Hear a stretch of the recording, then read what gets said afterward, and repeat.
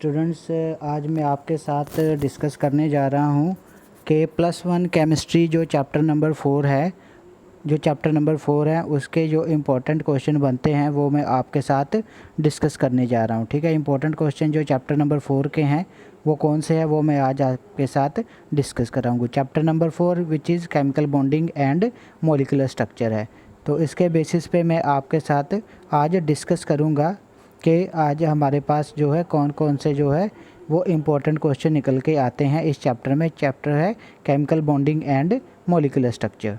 ठीक है, तो सबसे पहले हम बात कर लेते हैं ज्योमेट्री की। तो ज्योमेट्री में से बहुत ही इंपॉर्टेंट क्वेश्चन आते हैं हमारे सिलेबस में से। वो देखो कौन कौन से हो सकते हैं कि हमें ज्योमेट्री कोई मॉलिक्यूल दिया होगा और मॉलिक्यूल जो है हमें देख के बताना है कि उस मॉलिक्यूल में जो है ज्योमेट्री क्या होगी। जैसे NH3 ये NH2 नेगेटिव है और ये है मेरे पास H3O पॉजिटिव, और मेरे पास ये एक और है जिसमें लिखा है BH4 नेगेटिव, एक लिखा है CO3 नेगेटिव।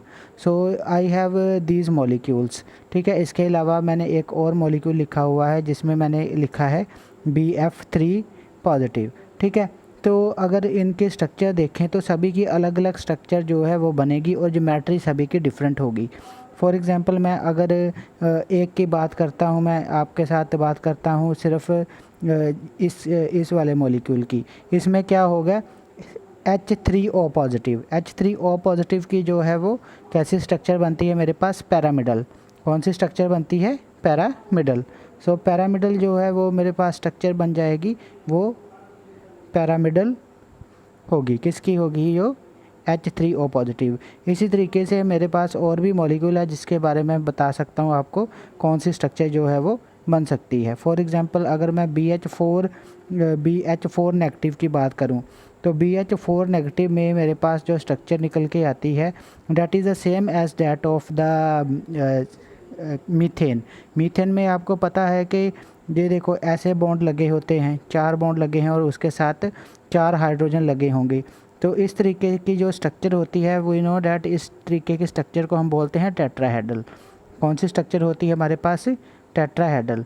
सो चाहे मेरे पास BH4 नेगेटिव हो, चाहे मेरे पास CCl4 हो, कार्बन टेट्राक्लोराइड हो, चाहे मेरे पास BH4 नेगेटिव हो और चाहे ये मीथेन हो, तो इन सभी की जो स्ट्रक्चर है वो क्या होगी, टेट्राहेड्रल होगी। ठीक है, टेट्राहेड्रल जो है स्ट्रक्चर बनेगी। ठीक है स्टूडेंट्स, तो ये हो गया ज्योमेट्री के बेसिस पे आपके साथ जो डिस्कस किया वो क्वेश्चन। ठीक है, सो नेक्स्ट है कि हमें उस मॉलिक्यूल के बारे में बताना है जिसमें ट्रिपल बॉन्ड हो और उसमें कितने सिग्मा और पाई बॉन्ड हो सकते हैं, कितने सिग्मा और पाई बॉन्ड हो सकते हैं।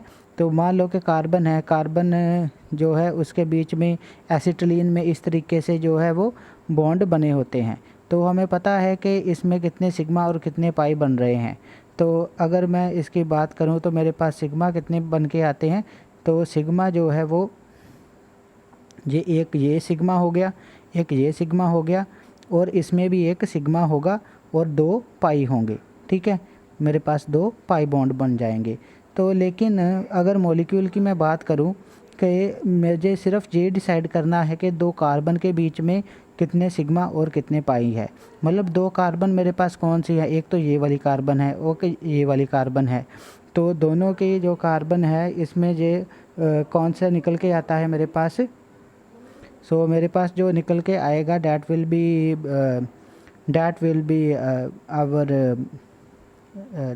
बी कार्बन और कार्बन के बीच में अगर ट्रिपल बॉन्ड प्रेजेंट हो, तो कार्बन और कार्बन के बीच में अगर ट्रिपल बॉन्ड प्रेजेंट हो तो मेरे पास कौन सा निकल के आएगा कि यहाँ एक सिग्मा है और 2 पाई है। दोनों मैं बस कार्बन के बीच की बात पूछ रहा हूँ कि दोनों कार्बन के बीच में कितने सिग्मा और कितने पाई हैं। ठीक है स्टूडेंट्स, सो नेक्स्ट जो मेरे पास क्वेश्चन निकल के आ रहा है कि ये देखो आपके पास एक मॉलिक्यूल दिखाई दे रहा है और मॉलिक्यूल में देखो कि कार्बन है। So this is carbon number 1, carbon number 2, carbon number 3, carbon number 4 और कार्बन नंबर 5। ये मेरे पास 5 कार्बन है। तो अगर इसको आप लेबल करेंगे तो आपको ये बताना होगा कि ये कार्बन नंबर 1 है, ये 2 है, ये 3 है, ये 4 है और 5 है। और सभी में से आपको हाइब्रिडाइजेशन पूछी जा सकती है।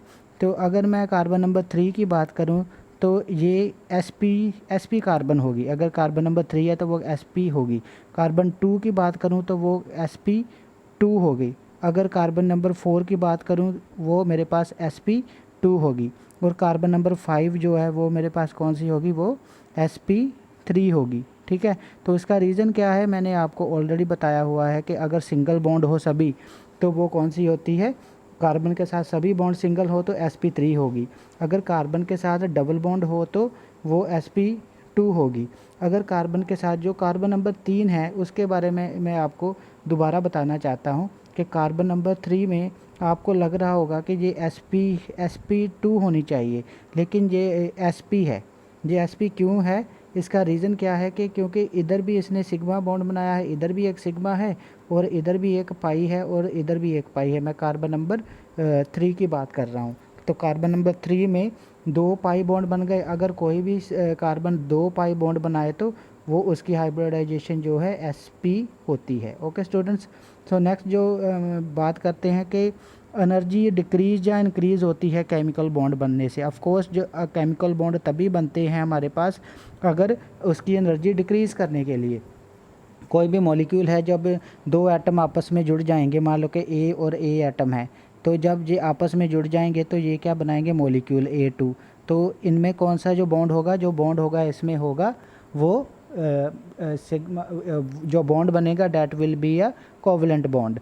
तो कोवलेंट अगर बॉन्ड बनता है, अगर कोई भी बॉन्ड केमिकल बॉन्ड बनता है, चाहे आयनिक बॉन्ड बनता है चाहे कोवलेंट बॉन्ड बनता है, कोई भी बॉन्ड बनता है तो उसमें क्या होगा, उसमें हमें ये देखना पड़ जाएगा कि हाँ पे उसमें केमिकल बॉन्ड है जो, तो बॉन्ड जब बनता है तो दोनों एटम की एनर्जी जो डिक्रीज़ हो गई, उन्होंने केमिकल बॉन्ड बना के एनर्जी अपनी डिक्रीज़ कर ली है। ठीक है स्टूडेंट्स, सो नेक्स्ट आता है कि इन सभी में देखना है कि कोवलेंट करैक्टर किसका होगा। तो ये इसको डिसाइड करने के लिए मेरे पास जो रूल बनता है वो कौन सा है, फजांस रूल। फजांस रूल के अकॉर्डिंगली मैं आपको बता सकता हूँ कि फजान रूल्स क्या कहता है। फजान रूल्स कहता है कि अगर कटायन का जितना साइज़ छोटा हो, जैसे Al3 पॉजिटिव हो गया, Fe3 पॉजिटिव हो गया, तो ये है बहुत ही छोटे कटायन, क्योंकि इनके ऊपर चार्ज ज़्यादा है, 3 पॉजिटिव है। अगर मैं बात करूँ Mg2 पॉजिटिव की, तो Mg2 पॉजिटिव में ये देखो कटायन का साइज़ जो है वो ज़्यादा है, तो इसमें जो Al3 पॉजिटिव में कटायन का साइज़ और ज़्यादा छोटा होगा। तो फजान रूल ये कहता है कि जितना ज़्यादा चार्ज ज़्यादा हो उतना उसमें कोवलेंट करैक्टर उस कंपाउंड में ज़्यादा होता है।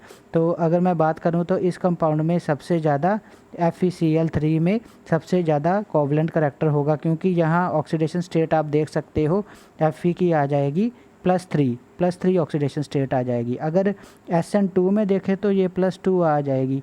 अगर NaCl में देखें तो ये +1 आ जाएगी सोडियम की, जहाँ सोडियम की है, जहाँ Sn की है और जहाँ Fe की है। ठीक है, तो देखो सबसे ज़्यादा जो ऑक्सीडेशन स्टेट है Fe3 पॉजिटिव हो गया, तो इसका मतलब है कि सबसे ज़्यादा छोटा साइज़ जो है Fe3 का है। तो जितना ज़्यादा साइज़ छोटा होगा उतना ही उसकी जो है कोवलेंट करैक्टर ज़्यादा होगा। तो सबसे ज़्यादा कोवलेंट करैक्टर इसमें FeCl3 का होगा। तो एक और बात मैं बता देता हूँ, ऐसे और भी मॉलिक्यूल हैं जैसे कि AlCl3, ठीक है, MgCl2 सॉरी, तो इसमें Al3 जो है, इसमें Al3 पॉजिटिव आ जाएगा, इसमें Mg2 पॉजिटिव आ जाएगा, इसमें Mg2 पॉजिटिव आ जाएगा और इसकी ऑक्सीडेशन +3 आ जाएगी। इसमें कोवलेंट करैक्टर जो है वो ज़्यादा होगा। सो लेट्स सी आगे का क्वेश्चन हम देखते हैं कि कोऑर्डिनेट बॉन्ड जो कैसे बनता है। कोऑर्डिनेट बॉन्ड बनने के लिए एक ही एटम जो है वो बॉन्ड बनाने के लिए दोनों इलेक्ट्रॉन जो है डोनेट करता है दूसरे एटम को। सो एक ही एटम जो है वो दूसरे एटम के जो इलेक्ट्रॉन डोनेट करता है और उसके साथ बॉन्डिंग बना लेता है A एंड B। तो इस तरीके से जो बॉन्डिंग बन जाएगी, तो एक ही एटम जो है वो डोनेट कर रहा है B को, तो इसलिए ये कौन सा बॉन्ड है, ये है कोऑर्डिनेट बॉन्ड। सॉरी, ये कौन सा बॉन्ड है, कोऑर्डिनेट बॉन्ड होगा जब एक ही एटम दूसरे एटम को दोनों इलेक्ट्रॉन जो है डोनेट करके बॉन्ड बनाए। सो आयनिक बॉन्ड हमें पता है, आयनिक बॉन्ड में क्या होता है कि एक एटम जो है दूसरे को मान लो कि बी को जो है वो क्या करेगा, कंप्लीट ट्रांसफ़र करेगा। मान लो कि इसके ऊपर एक इलेक्ट्रॉन है, इसके ऊपर एक इलेक्ट्रॉन है, दोनों ने अगर बॉन्ड बनाना है तो ये बड़ा इलेक्ट्रॉन दे देगा और ए पॉजिटिव हो जाएगा और बी नेगेटिव हो जाएगा। इस तरीके के जो कंपाउंड बनते हैं वो हमारे पास होते हैं कौन से टाइप के, that will be ionic compound. For example sodium chloride Na positive Cl negative, this is one of the famous example. ठीक है। सो जो कोवलेंट बॉन्ड बनते हैं that is formed by the sharing of electron. A ने अपना electron share किया और B ने, दोनों ने अपना अपना इलेक्ट्रॉन शेयर करके वो क्या बना दिया, एक कोवलेंट बॉन्ड बना दिया। ए और बी के बीच में जो बॉन्ड बना है that is covalent bond. So next question है मेरे पास, which type of bond is formed when atomic orbitals overlap. जब एटॉमिक ऑर्बिटल ओवरलैप करते हैं, मान लो कि ये एटॉमिक ऑर्बिटल है, ये भी एटॉमिक ऑर्बिटल है, तो जब वे ओवरलैप करेंगे तो इस तरीके से ओवरलैपिंग होगी। तो जो ये ओवरलैपिंग एरिया है, तो ये मेरे पास ओवरलैपिंग एरिया बन गया। तो ये ओवरलैपिंग एरिया है, तो ये क्या शो कर रहा है कि ये बॉन्ड जो बना है that will be a type of covalent bond. किस तरीके का बॉन्ड बनेगा, that will be a covalent bond बनेगा बाय द, ये है मेरे पास एटॉमिक ऑर्बिटल ए ओ, मतलब एटॉमिक ऑर्बिटल, ये भी एटॉमिक ऑर्बिटल है, तो जो बॉन्ड बनेगा दोनों के overlap say that will be a covalent type. Okay students. So next मैं आपको बता देता हूँ जो बॉन्ड लेंथ किसके ऊपर डिपेंड करती है। देखो मेरे पास 3-4 जो है वो आयंस हैं। एक तो है O2 नेगेटिव, उसके ऊपर 1 नेगेटिव चार्ज है। एक है मेरे पास O2 2 नेगेटिव, 2 नेगेटिव चार्ज है। और O2 2 पॉजिटिव चार्ज है और O2 पॉजिटिव चार्ज है। देखो, और ये देखने के लिए आपको MOD देखनी पड़ेगी। सबसे पहले आपको MOD देखनी पड़ेगी O2 की। O2 की जब MOD देखोगे तो आपको पता चलेगा कि एंटी बॉन्डिंग मॉलिक्यूलर ऑर्बिटल में एक एक इलेक्ट्रॉन इधर पड़ा है। ठीक है। और बॉन्डिंग में जो है वो सारे का सारा बॉन्डिंग जो है इसका फील्ड है, सारे का सारा बॉन्डिंग जो है फील्ड है। तो अगर O2 नेगेटिव हो, O2 नेगेटिव हो मतलब 2 इलेक्ट्रॉन और बढ़ जाएंगे इसमें, तो इसमें भी एक और इलेक्ट्रॉन आ जाएगा और एक इलेक्ट्रॉन इसमें भी आ जाएगा। तो और एंटी बॉन्डिंग में इलेक्ट्रॉन बढ़ गए हैं, तो इसमें क्या होगा, 6 माइनस 4 जो है 6 माइनस 4 आ जाएगा और इसका बॉन्ड ऑर्डर जो है वो क्या होगा, मेरे पास बॉन्ड ऑर्डर निकल के आएगा इसका 1। तो इस तरीके से अगर बॉन्ड ऑर्डर आपको पता चल जाए, अगर बॉन्ड ऑर्डर पता चल जाए तो बॉन्ड ऑर्डर के बिल्कुल इन्वर्सली प्रोपोर्शनल होता है बॉन्ड लेंथ। ठीक है, बॉन्ड लेंथ। तो ये वाला आपको कंसेप्ट लगाना है इसमें। तो जिसका बॉन्ड ऑर्डर सबसे ज़्यादा होगा उसकी बॉन्ड लेंथ सबसे कम होगी। तो सभी मॉलिक्यूल की आप बॉन्ड ऑर्डर निकाल के तो देख सकते हो सबसे ज़्यादा जिसका बॉन्ड ऑर्डर आएगा, मतलब कितने नंबर ऑफ़ बॉन्ड उसमें ज़्यादा आएंगे, बॉन्ड ऑर्डर की वैल्यू जितनी ज़्यादा आएगी उतना ही उसका बॉन्ड लेंथ कम होगी, बिकॉज ये क्या है, inversely proportional to each other है। तो नेक्स्ट आपके पास क्वेश्चन जो आता है डैट इज़ अगर बॉन्ड ब्रेक करना हो, मान लो कि वाटर में बॉन्ड ब्रेक करना है, तो वाटर क्या होता है, O और H ये है मेरे पास। तो अगर मैं ये वाला बॉन्ड ब्रेक करूँगा तो this is a bond break करने के बाद मेरे पास बच जाएगा OH। ठीक है। तो अब इसको भी अगर बॉन्ड तोड़ना है तो ये वाला बॉन्ड तोड़ूंगा। तो कहने का मतलब है इसमें क्वेश्चन क्या है कि अगर एक बॉन्ड तोड़ देते हैं तो क्या दूसरा बॉन्ड तोड़ने के लिए भी एनर्जी उतनी ही लगेगी जितना कि फ़र्स्ट बॉन्ड तोड़ने में लगी। सो ये मान लो कि मेरे पास फर्स्ट बॉन्ड था और ये कौन सा है, सेकंड बॉन्ड।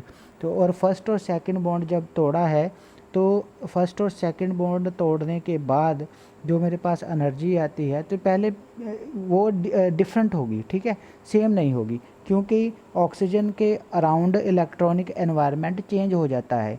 जब फर्स्ट बॉन्ड तोड़ेंगे और वाटर में H एंड OH के बीच में जो बॉन्ड टूटेगा उसमें एनर्जी जो है वो डिफरेंट लगेगी। और जो है सेकंड बॉन्ड तोड़ेंगे और O एंड H के बीच में, तो उसमें जो है एनर्जी डिफरेंट लगेगी, क्योंकि इलेक्ट्रॉनिक एनवायरनमेंट चेंज हो जाता है। एक बॉन्ड तोड़ेंगे तो इलेक्ट्रॉनिक एनवायरनमेंट चेंज हो जाएगा, तो इसलिए ये सेम नहीं हो सकती है। ठीक है, पहला बॉन्ड तोड़ना और दूसरा बॉन्ड तोड़ने के लिए दोनों की एनर्जी सेम नहीं होगी। अब बॉन्ड एंगल देखें, तो बॉन्ड एंगल के बेसिस पे जो मैं आपको बता देता हूँ कि वाटर और अमोनिया के केस में, वाटर में देखो 2 lone pair of electron present होते हैं। ठीक है, so there are 2 lone pair of electrons, ठीक है। और अमोनिया के केस में देखें तो अमोनिया के केस में ये एक ही electron lone pair of electron present होता है। तो इसमें एंगल जो होता है जो 104 होता है, 104 पॉइंट समथिंग लगा लो, और जे वाला जो एंगल है इसमें अमोनिया के केस में 107 होता है। तो इसका मतलब है कि यहाँ लोन पेयर जो है वो repulsion, that is the maximum repulsion, ठीक है। उसके बाद कौन सी आती है, loan pair bond pair repulsion, ठीक है। जो सबसे लास्ट में आती है, सबसे कम वाली रिपल्शन होती है बॉन्ड पेयर। सो सबसे कम वाली है bond pair and bond pair repulsion. तो जो इस केस में आ रही है that is a lone pair repulsion. तो सबसे ज़्यादा जो है लोन पेयर रिपल्शन होती है। तो वाटर के केस में ये लोन पेयर रिपल्शन आने के कारण ये एंगल जो है जो छोटा हो जाता है। लेकिन अमोनिया के केस में एक लोन पेयर है, बाकी बॉन्ड पेयर हैं।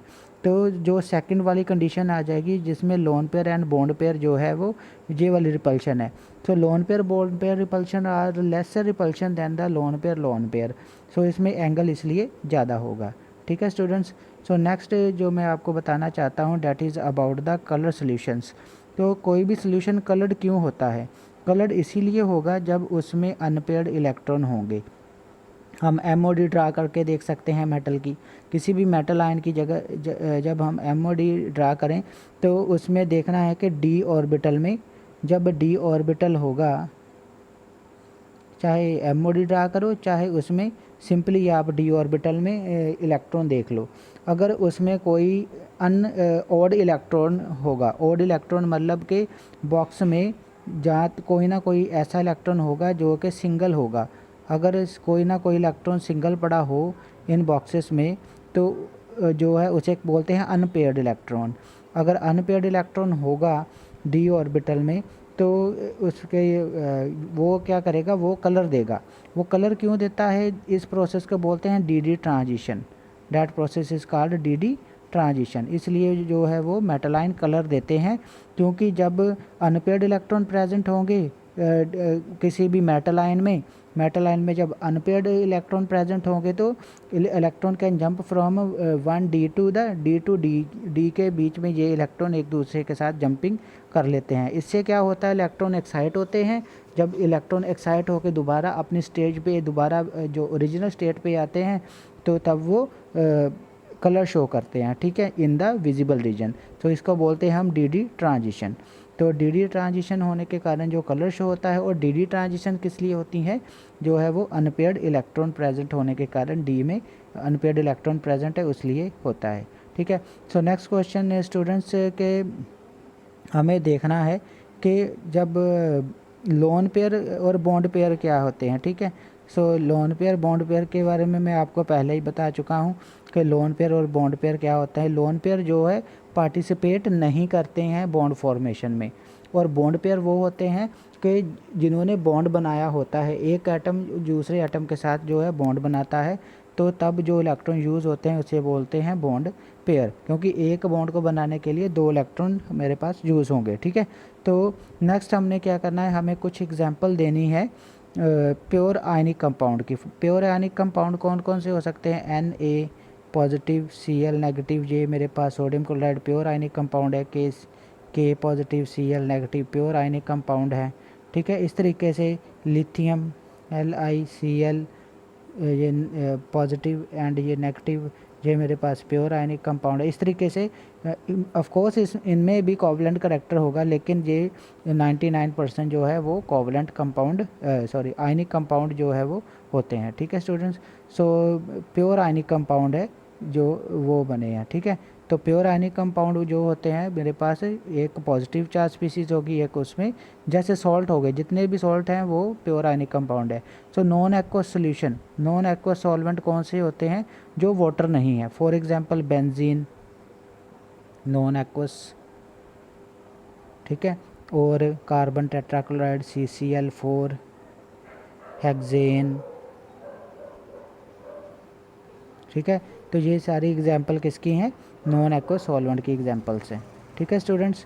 सो आपके साथ मैंने ये क्वेश्चन डिस्कस कर लिए हैं, तो आपने इसको अच्छी तरह से पढ़ लेना है। अगर कोई कन्फ्यूज़न हो you can ask me at any time, you can call मी और आपको मैसेज भी कर सकते हो व्हाट्सएप पे मुझे। ठीक है student, thank you very much.